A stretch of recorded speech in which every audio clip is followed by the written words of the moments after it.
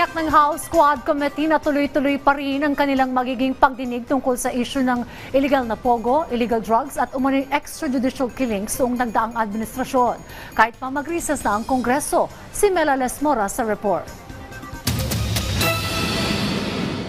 Ang layunin ng Quadcom walang iba, kundi ilabas ang katotohanan. Makakaasa kayo, mga kababayan, na itong Quadcom ay patuloy na maninindigan, patuloy na poprotektahan ang interes ng ating mga kababayang Pilipino.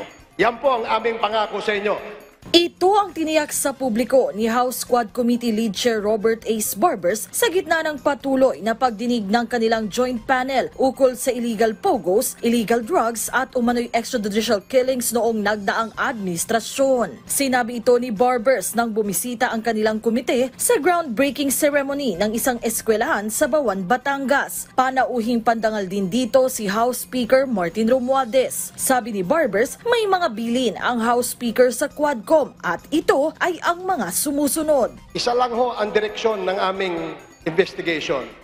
Papanagot ang mga dapat managot at higit sa lahat, kami po ay makapagpanukala ng mga batas para sa kagandahan ng ating bagong Pilipinas.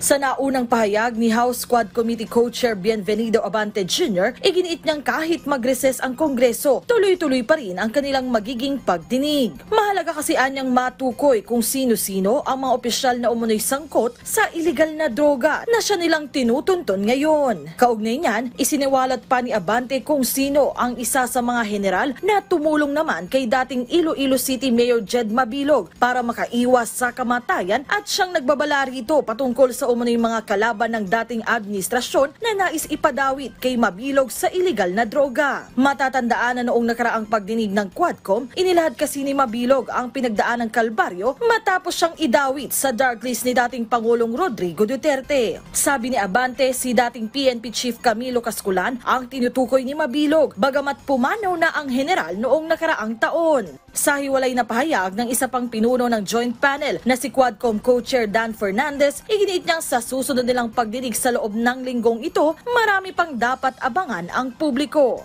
We will be tackling siguro yung issue ni Garma, issue ng Pogo as well, yung kay Tony Yang, kasi na-present na si Tony Yang. Mela Lesmoras para sa Pambansang TV sa Bagong Pilipinas.